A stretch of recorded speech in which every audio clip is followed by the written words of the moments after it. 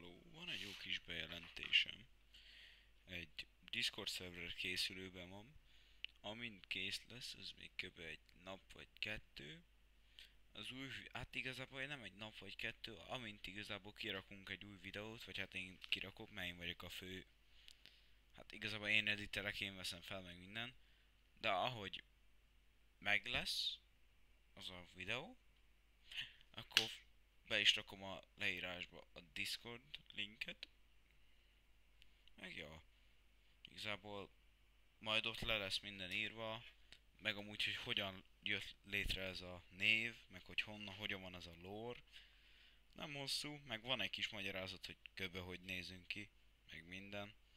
Meg hát jó van, ez egy kicsikét majd improve lesz. Még csak igazából nagy részbe kezdők vagyunk ehhez.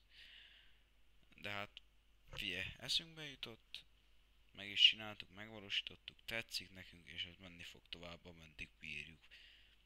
Hát mi sem vagyunk oly ráérős emberek néha napján, szóval ha úgy tartja kedvünk, akkor csak fellépünk, felveszünk, megeditelem, és azt kirakom. Ja, meg egy ideig lehet, hogy ott lesz az a kis kijelző hülyeség, hogy Filmora, mert nekem nincs pénzem arra, hogy én vegyek ilyen drága szoftvert, majd meg utána nézek valami kicsikét olcsó vagy ingyenesnek, ahol nem írja, és hogy akkor meg tiszta lesz, meg minden fasza lesz. Jó, van, ez csak egy szimpla bejelentés volt, nem fő bejelentés, de újdonságok, amik épülnek, meg majd több embert is megismertek később, azt ne felejtsétek, de az még egy titok a jövőre. Na, köszönöm szépen.